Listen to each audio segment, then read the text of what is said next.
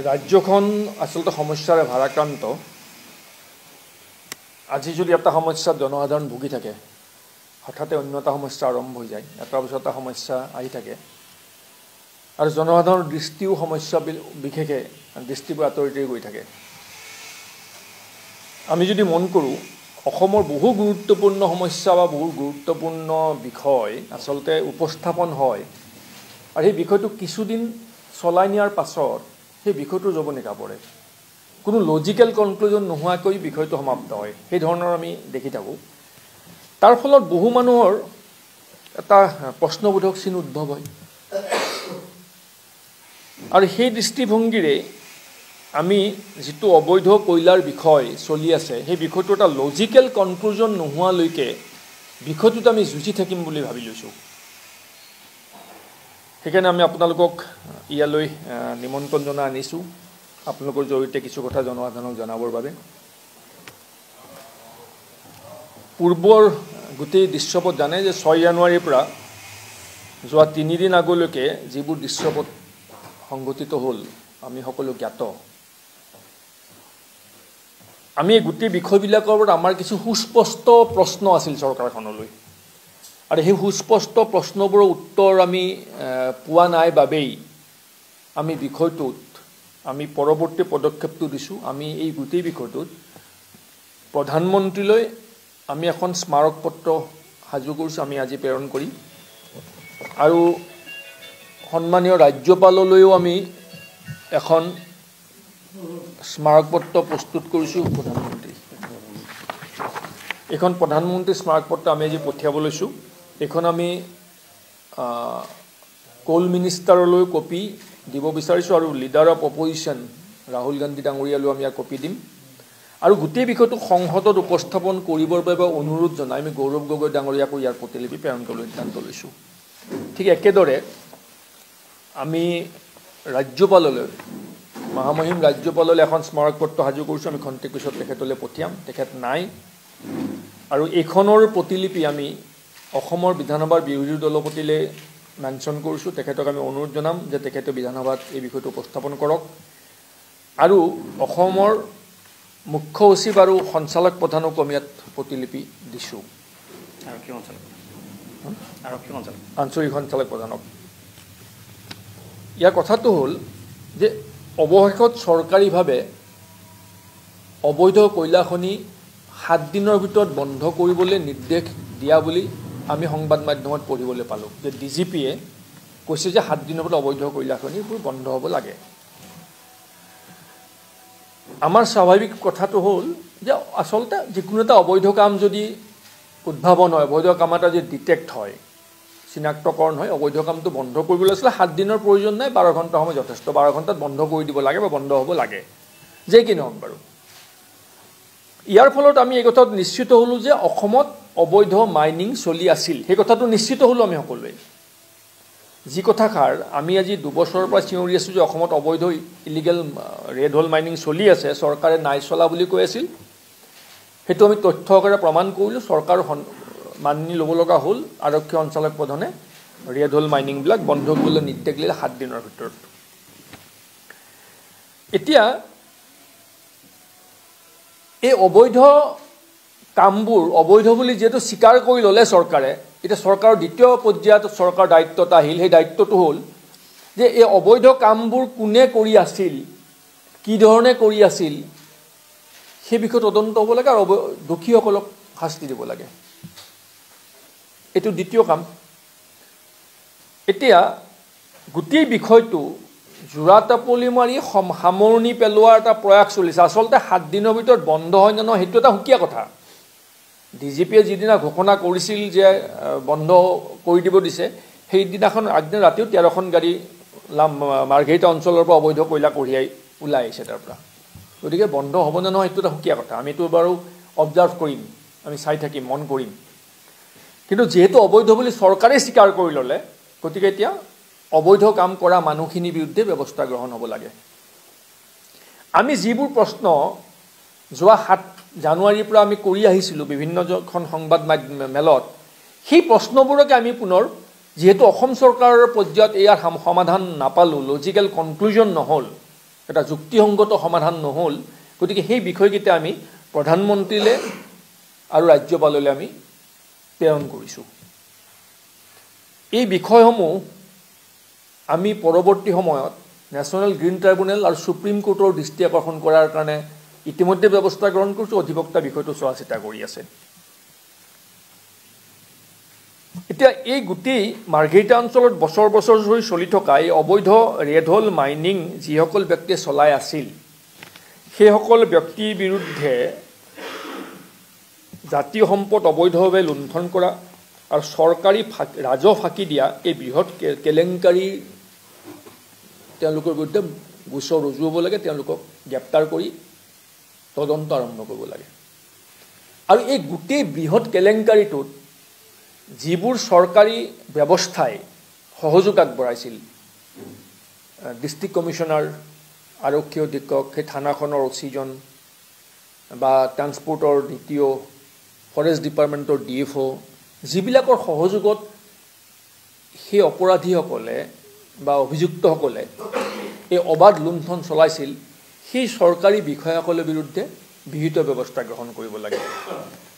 আমি ইয়াৰ পূৰ্বে যিমানবোৰ সংবাদমেলত যিমানবোৰ উপস্থাপন কৰিছিলোঁ আমাৰ দাবী সেই দাবীখিনি আমি আকৌ পুনৰ সহজভাৱে ৰাজ্য চৰকাৰৰ দৃষ্টি আকৰ্ষণ কৰিছোঁ মাননীয় মুখ্যমন্ত্ৰী মহোদয়ৰ দৃষ্টি আকৰ্ষণ কৰিব বিচাৰিছোঁ যে ৰেড হোল মাইনিংটো অবৈধ বুলি জানে আৰু অবৈধ ৰেড হোল মাইনিং চলি আছে বুলি চৰকাৰে স্বীকাৰ কৰি ল'লে বন্ধ কৰিম বুলি সিদ্ধান্ত ঘোষণা কৰিলে এতিয়া এই ৰেড হোল মাইনিং চলাই থকা মানুহবিলাকৰ বিৰুদ্ধে আইনগত ব্যৱস্থা গ্ৰহণ কৰিব লাগে আৰু এই ব্যৱস্থাটোত পৃষ্ঠপোষকতা কৰা চৰকাৰী বিষয়া কৰ্মচাৰীৰ ব্যৱস্থাবিলাকক তেওঁলোকৰ বিৰুদ্ধে ব্যৱস্থা গ্ৰহণ কৰিব লাগে আমাৰ 1 নম্বৰ দাবী অতি সৰলভাৱে মই মুখ্যমন্ত্ৰীলৈ আহ্বান জনাইছোঁ এই অবৈধ লুণ্ঠনৰ ফলত আমাৰ ৰাজ্যখনৰ কিমান ৰাজহ ক্ষতি হ'ল সেইটো এটা এছেছমেণ্ট হ'ব লাগে আৰু ক্ষতি হোৱা ৰাজহ এই দুখীসকলৰ পৰা আদায় কৰাৰ বাবে ব্যৱস্থা গ্ৰহণ কৰিব লাগে এই লুণ্ঠন কাৰ্যত জড়িত কিছু কিছু ব্যক্তিক ৰাজ্য চৰকাৰে সশস্ত্ৰ নিৰাপত্তাৰক্ষীৰে নিৰাপত্তা দি আছে বুলি আমাৰ হাতত তথ্য আছে তাৰ ভিতৰত তেনে এজন ব্যক্তি নাম হ'ল গোবিন্দ চেত্ৰী তেওঁ এই মাৰ্ঘেৰিটাৰ গোটেই ব্যৱস্থাটোৰ লগত জড়িত তেখেতৰ সশস্ত্ৰ নিৰাপত্তাৰক্ষী তেখেতৰ লগত থাকে আৰু ঘূৰে গতিকে তেওঁৰ সশস্ত্ৰ নিৰাপত্তাৰক্ষী কৰ্তন কৰিব লাগে আৰু কি কাৰণত কোনে তেওঁক সশস্ত্ৰ নিৰাপত্তাৰক্ষী দিছিল সেই বিষয়টো তদন্ত কৰিব লাগে আৰু যোনে তেওঁলোকক এই সশস্ত্ৰ নিৰাপত্তাৰক্ষী দিছিল সেইসকল বিষয়াৰ বিৰুদ্ধে ব্যৱস্থা গ্ৰহণ কৰিব লাগে কাৰণে সশস্ত্ৰ নিৰাপত্তাৰক্ষী এই লুণ্ঠনত সহায় হ'বৰ বাবেহে দিছিল বুলি নিশ্চিতভাৱে ধাৰণা কৰিব পাৰি সেইটো মাৰ্ঘেৰিটাৰ part Dima Hasao rat hole মাইনিংসমূহত 12 বছৰ খনন চলা নাই বুলি মুখ্যমন্ত্ৰীয়ে উল্লেখ কৰিছিল আপোনালোক সকলোৱে জানে যে মুখ্যমন্ত্ৰী কৈছিল যে এইবোৰ এবাণ্ডন মাইনিং তাত যোৱা 12 বছৰ কোনো ধৰণৰ খনন হোৱা নাই আমি কৈছিলোঁ যে খনন হৈছে মুখ্যমন্ত্ৰী কৈছিল হোৱা নাই অৱশেষত মুখ্যমন্ত্ৰীয়ে নিৰ্দেশ দিলে তাৰ সেই অঞ্চলৰ ডিমা হাছাওৰ ৰেড হোল মাইনিংবিলাক বন্ধ কৰিবলৈ ৰেড হোল মাইনিং আছে বন্ধ কৰিছে ঠিক আছে এইটো ভাল কথা কিন্তু 12 বছৰ যে এবাণ্ডন বুলি কৈছিল মুখ্যমন্ত্ৰীয়ে আমি যে কৈছিলোঁ অপাৰেশ্যন চলি আছে মই এটা সৰু আকৌ এটা তথ্য আপোনালোকক দিওঁ কেগৰ ৰিপৰ্টত এই বিষয়টো উল্লেখ আছে ইয়াত আপোনালোকক মই ডাটাটো কৈ যাওঁ যে 2017-18 চনত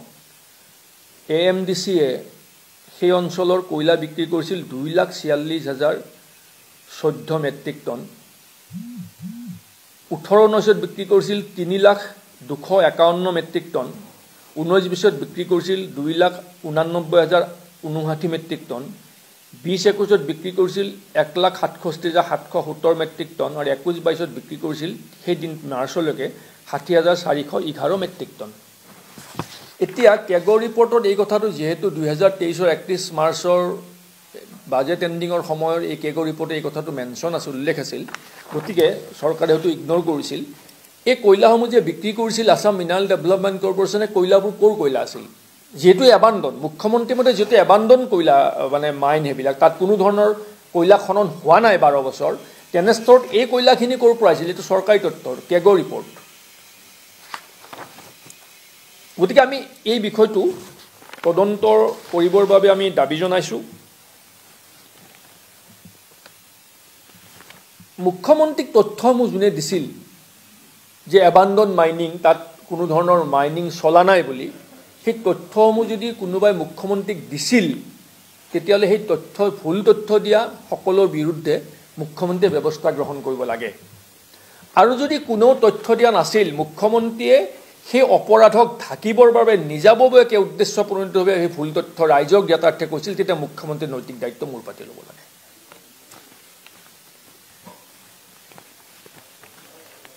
ডিমা হাছাওৰ এই বিশাল কলা সাম্ৰাজ্যখন চলাই থকা মূল যিগৰাকী ব্যক্তি Anand Natarajan Assam mineral development corporation managing director তেওঁক তাৎক্ষণিকভাৱে গ্ৰেপ্তাৰ কৰিব লাগে আৰু তেওঁৰ কাৰ্যকালৰ চলি থকা অবৈধ কামবিলাকৰ তদন্ত আৰম্ভ কৰিব লাগে তেখেতৰ কাৰ্যকালত তেখেতে অবৈধ পন্থাৰে অসমৰ ভূগৰ্ভৰ সম্পদ লুণ্ঠন কৰি কিমান সম্পদ লুণ্ঠন কৰিলে আৰু কিমান ৰাজহ চৰকাৰক ফাঁকি দিলে সেইটো তদন্ত কৰি আনন্দ নটৰাজনৰ পৰা সেই ক্ষতিপূৰণ আদায় কৰাৰ বাবে চৰকাৰে কঠোৰ ব্যৱস্থা গ্ৰহণ কৰিব লাগে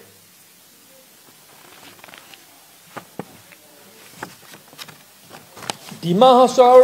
কণিকা হোজাই ননীগোপাল গাৰ্লুছা সহ যিসকলে এই অবৈধ ৰেডহল মাইনিংবিলাক চলাই আছিল কাৰণ ৰেডহল মাইনিং চলাই থকা এই দুইজন ব্যক্তিৰ নাম এইভাবেই ক'লোঁ দুইজন ব্যক্তিৰ নামৰ তথ্য মই আগতে পূৰ্বতে আপোনালোকক দিছিলোঁ কণিকা হোজাৰ নামত এখন মই চালান দি দেখুৱাইছিলোঁ আপোনালোকক দিছিলোঁ আৰু ননীগোপাল গাৰ্লুছাই কৰা এখন নটাৰী ডিডছ মই আপোনালোকক দেখুৱাইছিলোঁ তেওঁলোকে কয়লাটোৰ লগত জড়িত আছিল বা ৰেড হল মাইনিঙৰ জড়িত বুলি সেইটোৱে প্ৰমাণ কৰে গতিকে এই দুজনৰ বাহিৰেও যিসকলে তাতে ৰেড হল মাইনিং চলাই আছিল তেওঁলোকৰ বিৰুদ্ধে তাৎক্ষণিকভাৱে আইনগত ব্যৱস্থা গ্ৰহণ কৰিব লাগে এই অবৈধ ৰেড হল মাইনিঙৰ অবৈধ কয়লা যিসকলে ক্ৰয় কৰিছিল যি ধৰণে Dalmia cement Topcem cement star cement Vinay cement সহ যিবোৰ চিমেণ্ট কোম্পানীয়ে অবৈধ ৰেড হল মাইনিঙৰ অবৈধ কয়লা ক্ৰয় কৰিছিল তেওঁলোকৰ বিৰুদ্ধে আইনগত ব্যৱস্থা গ্ৰহণ কৰিব লাগে তেওঁলোকে অবৈধ কয়লা অবৈধভাৱে ক্ৰয় কৰাৰ ফলত চৰকাৰৰ ৰাজকোষৰ কিমান ৰাজহ ক্ষতি হ'ল সেইটো পৰ্যালোচনা কৰি সেই ৰাজহ সেই চিমেণ্ট কোম্পানীবিলাকৰ পৰা ৰিকভাৰী কৰাৰ ব্যৱস্থা গ্ৰহণ কৰিব লাগে অসমৰ গৰিষ্ঠ সংখ্যক কোক ইণ্ডাষ্ট্ৰীয়ে এই অবৈধ ৰেড হল মাইনিঙৰ কয়লা ব্যৱহাৰ কৰে গতিকে কোক ইণ্ডাষ্ট্ৰীবিলাক তাৎক্ষণিকভাৱে বন্ধ কৰাৰ ব্যৱস্থা কৰিব লাগে আৰু কোক ইণ্ডাষ্ট্ৰীবিলাকে যিমানবোৰ অবৈধ কয়লা ক্ৰয় কৰিছিল তাৰ ফলত চৰকাৰৰ যিমান ৰাজহৰ ক্ষতি হৈছিল সেই ৰাজহসমূহ সেই কোক ইণ্ডাষ্ট্ৰীসমূহৰ পৰা ৰিকভাৰী কৰাৰ বাবে আদায় কৰাৰ বাবে ব্যৱস্থা গ্ৰহণ কৰিব লাগে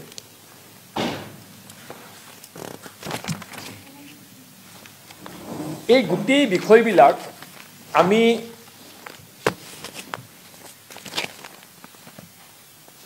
নেশ্যনেল গ্ৰীণ ট্ৰাইব্যুনেলক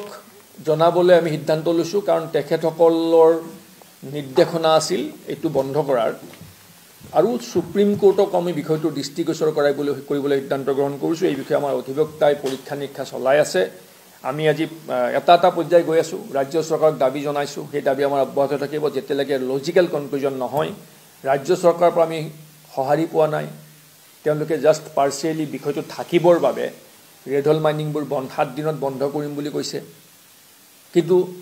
সেই ৰেড হল মাইনিং চলাই থকা অবৈধভাৱে চলাই থকা সেইসকল ব্যক্তি বা তাৰ আঁৰৰ ব্যক্তিসকলৰ বিৰুদ্ধে কিন্তু কোনো ধৰণৰ ব্যৱস্থা গ্ৰহণ কৰা নাই যদি তেখেতসকলে ৰাজ্য চৰকাৰে আমি বিচৰা ধৰণে লজিকেল কনক্লুজন দিলেহেঁতেন যদি ইয়াৰ লগত জড়িত থকা দোষীসকলক শাস্তিমূলক ব্যৱস্থা গ্ৰহণ কৰিলেহেঁতেন তেতিয়া বিষয়টো আমি ইয়াৰ আগলৈ নগ'লোহেঁতেন যিহেতু নগ'ল গতিকে আমি ইয়াৰ নেক্সট পৰ্যায়টো আমি প্ৰধানমন্ত্ৰী আৰু ৰাজ্যপাললৈ আমি আগবঢ়াই দিছোঁ আজি তাৰপিছত আমি NGT আৰু নেশ্যনেল গ্ৰীণ ট্ৰাইব্যুনেল আৰু সুপ্ৰিম কোৰ্টলৈ আমি আগুৱাই যাম অৰ্থাৎ যেতিয়ালৈকে ইয়াৰ লজিকেল কনক্লুজন নহয় তেতিয়ালৈকে গোটেই বিষয়টো আমি আগবঢ়াই নিবলৈ আমি সিদ্ধান্ত লৈছোঁ এতিয়া মই আপোনালোকক অন্য এটা দিশ কওঁ সেই দিশটো হ'ল সাধাৰণতে সিন্ডিকেট বুলি ক'লে জনসাধাৰণৰ ধাৰণাটো কি সিন্ডিকেট বুলি ক'লে সাধাৰণ জনসাধাৰণে ভাবে যে অবৈধ বেহা চলাই থকা কিছুমান চক্ৰৰ পৰা চৰকাৰে ৰাজনৈতিক শক্তিয়ে বা কোনো মন্ত্ৰী বিধায়কে বলপূৰ্বকভাৱে অবৈধ পন্থাৰে তেওঁলোকৰ পৰা কিছু অৰ্থ ধন সংগ্ৰহ কৰে এইটোৱে সিন্ডিকেট ব্যৱস্থা বুলি সাধাৰণ মানুহে বুজি পায় হয় কিন্তু মই সেই জনসাধাৰণৰ জ্ঞাতাৰ্থে মই এটা কথা আপোনালোকৰ জৰিয়তে জনাব খুজিছোঁ যে সিন্ডিকেট ব্যৱস্থাটোৰ যিটো ভয়াৱহতা সেই ভয়াৱহতা আমাৰ দেশৰ প্ৰতিজন সাধাৰণ নাগৰিকেই সেই ভয়াৱহতাৰ কুফল ভোগ কৰিবলগীয়া হয় এটা সৰু উদাহৰণ দিছোঁ যে অকল অবৈধ ব্যৱসায় কৰা সকলৰ পৰা অবৈধভাৱে ধন সংগ্ৰহ কৰাটো সিন্ডিকেট বুলি ভবা কথাটো শুদ্ধ নহয় বৈধভাৱে হৈ থকা ব্যৱসায়ৰ পৰাও অবৈধভাৱে ধন সংগ্ৰহ হয় যেনে কণী বাহিৰৰ পৰা আহে বৈধভাৱে আহে তাৰ পৰা অবৈধভাৱে সিন্ডিকেটৰ ধন সংগ্ৰহ হয় মাছ অসমলৈ আহে নিশ্চিতভাৱে বৈধভাৱে আহে কিন্তু এই বৈধভাৱে মাছৰ ওপৰত অবৈধভাৱে কৰ সংগ্ৰহ কৰে মানে সিন্ডিকেটৰ টকা সংগ্ৰহ কৰে এতিয়া সিন্ডিকেট ব্যৱস্থাটোৱে জনসাধাৰণে উপলব্ধি কৰিব পৰা নাই যে সিন্ডিকেটৰ ভয়াৱহতা কি মই এটা সিম্পল ভাষাত সৰল ভাষাত কৈ দিছোঁ আমি আজি এটা কণী 8 টকাত খাই আছোঁ খোলা বজাৰত যদি যাওঁ ৰিটেইল মাৰ্কেটত কণীটোৰ দাম 8 টকা চৰকাৰে সিন্ডিকেটৰ টকা লোৱা বন্ধ কৰি দিয়ক কণীৰ সিন্ডিকেটৰ পইচা লোৱা বন্ধ কৰক সেই কণীটো জনসাধাৰণে 6 টকাত খাবলৈ পাব বজাৰত ভকুৱা মাছ যদি 350 টকাত আপোনালোকে ৰিটেইলত ৰাইজে কিনি আছে 350 টকাত সিন্ডিকেট বন্ধ কৰি দিয়ক সিন্ডিকেটৰ টকা লোৱা বন্ধ কৰি দিয়ক 350 টকাৰ মাছটো মানুহে 250 টকাত কিনি খাব পাব অৰ্থাৎ চাব মাছৰ যিজন যোগান ধৰা ব্যক্তি যিবোৰ ব্যৱসায়ী কানপুৰ বা অন্ধ্ৰপ্ৰদেশৰ পৰা যিসকলে মাছ অসমলৈ আনে তেওঁলোকক যেতিয়া কোনোবা মন্ত্ৰীয়ে বা কোনোবা ৰাজনৈতিক ব্যৱস্থা এটাই পইচা সিন্ডিকেটৰ পইচা বিচাৰে তেওঁলোকে সেই পইচাটো নিজৰ পকেটৰ পৰা নিদিয়ে তেওঁলোকে নিজে কঢ়িয়াই অনা মাছৰ দামটো ইয়াত 50 টকা বঢ়াই দিব দি সেই পইচাটোহে গৈ চৰকাৰখনক দিয়ে আল্টিমেটলি সিন্ডিকেটৰ পইচাটো কোনো বেপাৰীয়ে নভৰে সিন্ডিকেটৰ পইচা সদায় আমি ভৰোঁ জনসাধাৰণে ভৰে সেই কথাষাৰ জনসাধাৰণে বুজি পোৱা উচিত মাজতে আপোনালোকৰ মনত আছে মাজতে মাছ এজন মন্ত্ৰীয়ে ঘোষণা কৰি দিলে যে মাছত ফৰ্মেলিন আছে গতিকে মাছ আমি আজিৰ পৰা বন্ধ কৰি দিলোঁ আমি পৰীক্ষা কৰিব লাগিব এতিয়া যি সময়ত মন্ত্ৰীজনে কথাটো ঘোষণা কৰিছিল সেই সময়ত কিন্তু শ্ৰীৰামপুৰ গেটত অসম বাংলা পশ্চিমবংগ সীমান্তত বহুত গাড়ী মাছ অন্ধ্ৰপ্ৰদেশৰ বা কানপুৰৰ পৰা ৰৈ আছে সেই মাছততো যদি ফৰ্মেলিন আছে মাছতো ফৰ্মেলিন আছে তাৰপিছত যেতিয়া মাছৰ ছাপ্লায়াৰে সেই মন্ত্ৰীজনৰ কথা পাতি বা সেই ব্যৱস্থাটোৰ কথা পাতি সিন্ডিকেটৰ ধনটোৰ অংশ বঢ়াই দিলে সিন্ডিকেটৰ ধন বাঢ়ি গ'ল মাছৰ কিলো 50 টকাকৈ বাঢ়ি গ'ল মাছৰ পৰা ফৰ্মেলিন নোহোৱা হৈ গ'ল সেই মাছখিনি বজাৰত সোমাল বজাৰত মানুহে বিক্ৰী কৰি আমি সবে খালোঁ আনন্দৰে এইটো হ'ল সিন্ডিকেট ব্যৱস্থা এই সিন্ডিকেট ব্যৱস্থাটোৰ ফলশ্ৰুতিত জনসাধাৰণে ভয়াৱহভাৱে কষ্ট ভোগ কৰিবলগীয়া হৈছে মূল্যবৃদ্ধি হৈছে শাক পাচলি মূল্যবৃদ্ধি হৈছে সিন্ডিকেটৰ কাৰণে সবতে সৰ্বত্ৰ সিন্ডিকেট চলি আছে গতিকে আমি কয়লাটো এটা উদাহৰণে কয়লাটো এটা আমি মানে প্ৰমাণ সহকাৰে পাইছোঁ গতিকে তথ্য সহকাৰে তাত মানুহ কেইজনমানৰ মৃত্যু ঘটিল গতিকে আমি বিষয়টো উপস্থাপন কৰিছোঁ কিন্তু কয়লাটোৰ আধাৰত আমি ক'ব বিচাৰিছোঁ যে সামগ্ৰিকভাৱে অসমত যিটো সিন্ডিকেট ব্যৱস্থা চলি আছে ব্যৱস্থাটোৰ বিৰুদ্ধে আমি যুঁজিম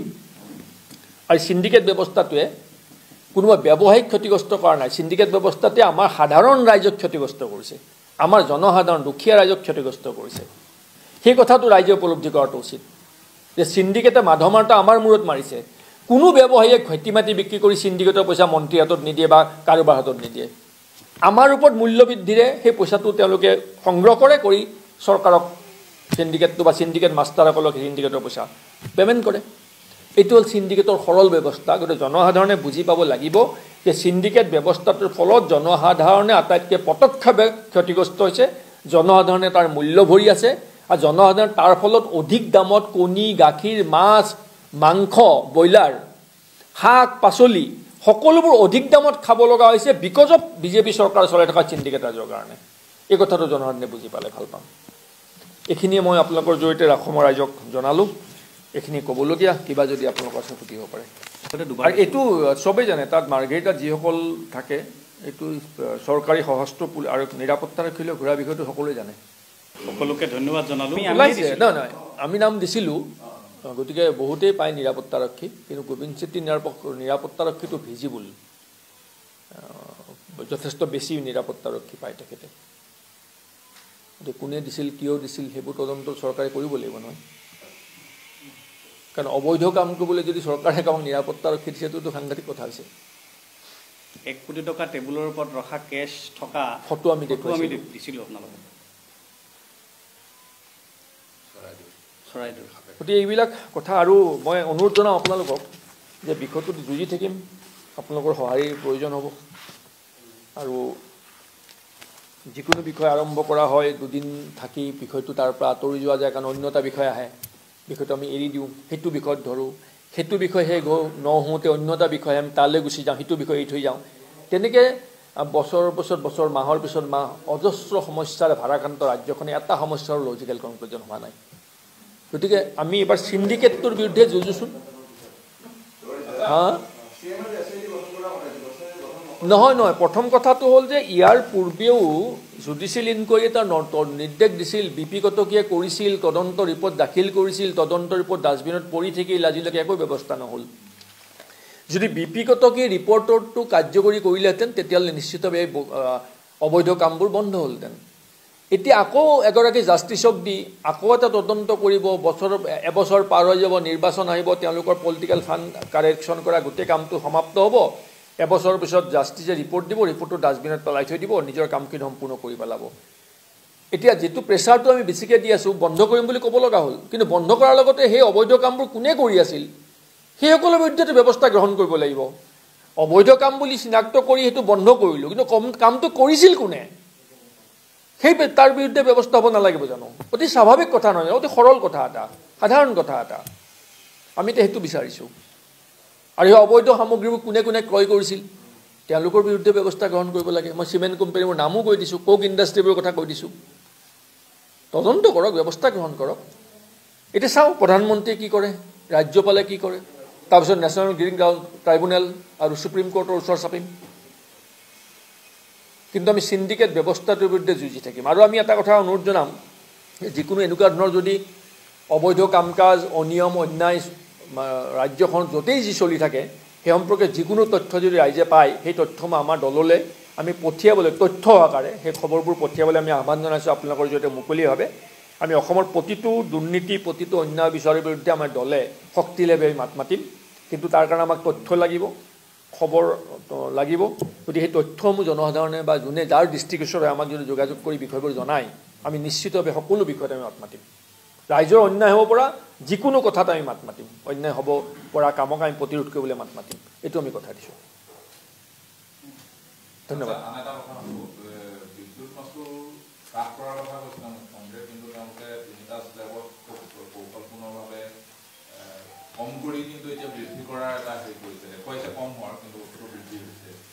এইটো আজি সংবাদ মাধ্যমত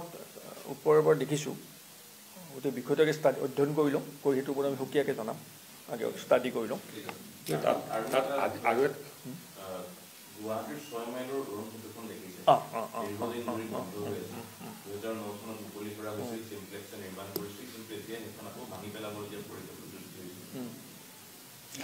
সেইটোতো সাংঘাতিক ধৰণৰ কথা কাৰণ প্ৰথম সেইসকল সেইটোৱেই নহয় তাৰমানে আমি আপুনি যদি শদিয়াৰ পৰা ধুবুৰীলৈকে ঘূৰি ফুৰে তেতিয়া দেখা পাব যে অসমৰ বিভিন্ন ৰাস্তাবোৰ ৰাষ্ট্ৰীয় ঘাইপথে হওক বা বিভিন্ন পথবিলাক যিবোৰ চৰকাৰী ধনেৰে নিৰ্মাণ কৰে সেই ৰাস্তাবোৰ 2 বছৰ 3 বছৰ পিছতে ভাগি ছিগি যায় নিম্ন মানদণ্ডৰ কামে ৰাস্তাবোৰ কৰে আৰু তেতিয়া খবৰ লোৱা যায় কয় যে নহয় আমি পইচাটো কমিশ্যন দিওঁতে ঠিকাদাৰৰ হাতত লাভটো নাথাকে গতিকে তেওঁলোকে কামটোত কম্প্ৰমাইজ কৰে গতিকে সেই উৰণ সেতুখন যেতিয়া ডিফেক্টিভ বুলি ওলাইছিল মানে 10-12 বছৰত এখন উৰণ সেতু ইমান 100 কোটি টকাৰ উৰণ এখন কোটি কোটি টকাৰ এখন উৰণি সেতুটো বেয়া হ'ব নোৱাৰে গতিকে তাৎক্ষণিকভাৱে যিজন ঠিকাদাৰে কামটো কৰিছিল তেওঁ সেই গোটেই কথা তদন্তৰ আওতাত আহিব লাগিছিল ঠিকাদাৰ গোষ্ঠীটোৰ বিৰুদ্ধে ব্যৱস্থা গ্ৰহণ কৰিব লাগিছিল গতিকে ইঞ্জিনিয়াৰ যোনে প্ৰাককলন মানে অনুমোদন জনাইছিল এই গোটেই ব্যৱস্থাটোৰ ওপৰত কোনো ধৰণৰ ব্যৱস্থা নহয় আমাৰ ইয়াত মানে বেয়া কাম কৰিলে শাস্তি নহয় আৰু যেতিয়ালৈকে মানে বেয়া কাম কৰা মানুহৰ বিৰুদ্ধে শাস্তি নহ'ব ভাল কাম কৰা মানুহে যেতিয়ালৈকে প্ৰশংসা নাপাব বা এপ্ৰিচিয়েশ্যন নাপাব তেতিয়ালৈকে সমাজত কেনেকৈ ভাল কাম প্ৰতিষ্ঠা হ'ব বেয়া কাম কৰা মানুহটো বেয়া কামটো বন্ধ কৰিলেও নহ'ব বেয়া কামৰ বিৰুদ্ধে শাস্তিমূলক ব্যৱস্থা গ্ৰহণ কৰিব লাগিব তেতিয়া সমাজত ন্যায় প্ৰতিষ্ঠা হ'ব গতিকে উৰণ সেতুখন যোনে নিৰ্মাণ কৰিছিল নিৰ্মাণ প্ৰতিষ্ঠানটোৰ বিৰুদ্ধে সেই নিৰ্মাণ প্ৰক্ৰিয়াত অনুমোদন জনোৱা চৰকাৰী ব্যৱস্থাবোৰৰ বিৰুদ্ধে কঠোৰ শাস্তিমূলক ব্যৱস্থা গ্ৰহণ কৰিব লাগে আৰু আমি আগতে কৈছোঁ যে মাত্ৰ 3জন ঠিকাদাৰে গোটেই অসম গুৱাহাটীৰ এতিয়া চব কামেই কৰি আছে 3জন ঠিকাদাৰৰ গোটেই লোক নিৰ্মাণ বিভাগ সমৰ্পণ কৰি দিয়া হৈছে তেওঁলোকে যিবোৰ কাম কৰি আছে সেই কামবিলাকো সঠিকভাৱে হৈছে না সেইবোৰো যাৱতীয় তদন্ত হোৱা উচিত আচলতে।